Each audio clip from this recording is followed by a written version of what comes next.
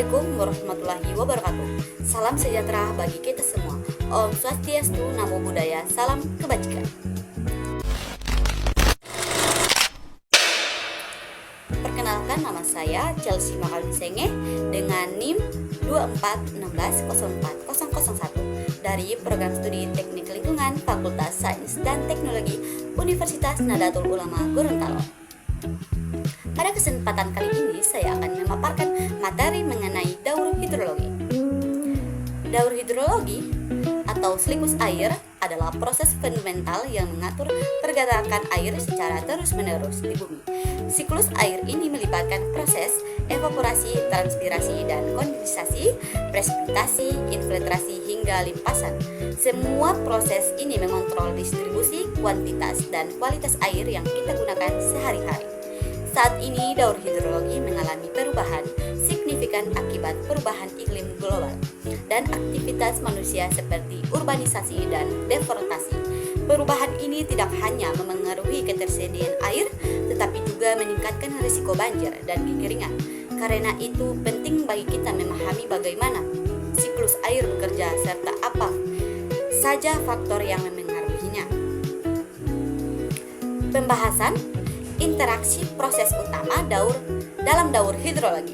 Yang pertama ada daur proses evaporasi, yaitu gabungan dari evaporasi dan transpirasi. Proses ini mengembalikan air dari permukaan bumi ke atmosfer dan sangat dipengaruhi oleh suhu, angin, radiasi matahari, serta jenis vegetasi. Kemudian di atmosfer terjadi kondensasi yang membentuk awan dan akhirnya menghasilkan presipitasi berupa hujan. Hujan inilah yang menjadi input utama dalam sistem hidrologi. Saat air hujan sampai ke permukaan, air akan mengalami 3 kemungkinan infiltrasi, yaitu meresap ke dalam tanah, limpasan permukaan, yaitu air yang mengalir di permukaan dan sering menjadi penyebab banjir. Aliran bawah permukaan seperti interflow dan aliran air tanah yang bergerak lambat dan menjaga aliran sungai saat kemarau melalui base flow. 2. Faktor yang mengendalikan daur hidrologi. Terdapat 2 kelompok faktor utama. Yang pertama ada faktor alamiah. Geologi, jenis batuan menentukan kemampuan tanah menampung air. Tanah berpasir lebih mudah menyerap air dibanding tanah liat. Topografi, daerah curam lebih banyak menghasilkan limpasan. Iklim, suhu, dan curah hujan memengaruhi evaporasi dan presipitasi. Yang kedua ada faktor antropogenik. Ini adalah faktor paling cepat memodifikasi daur hidrologi.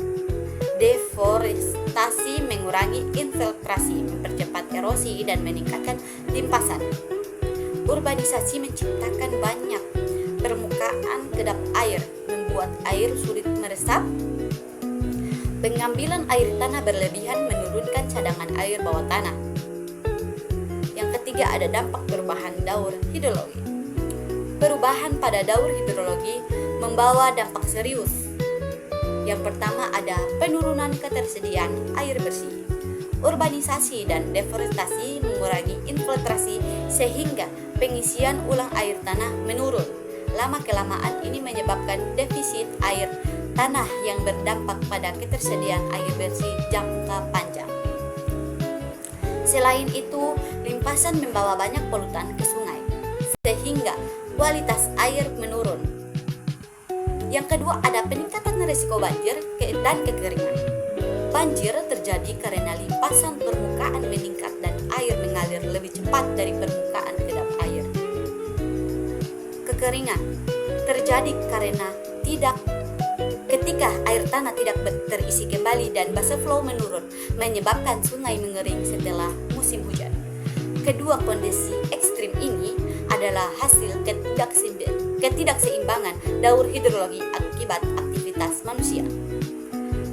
Sebagai kesimpulan, daur hidrologi memainkan peran vital dalam menjaga keseimbangan air di bumi. Namun, aktivitas manusia seperti urbanisasi dan deforestasi telah mengganggu proses ini. Dampaknya berupa penurunan ketersediaan air tanah, peningkatan risiko banjir dan potensi kekeringan lebih parah. Sebagai saran, perlu adanya penerapan infrastruktur hijau seperti taman hujan, paving, termabel, dan sumur resapan untuk membantu meningkatkan infiltrasi dan menurunkan limpasan air. Demikian presentasi saya. Terima kasih atas perhatian saudara-saudara sekalian. Wassalamualaikum warahmatullahi wabarakatuh.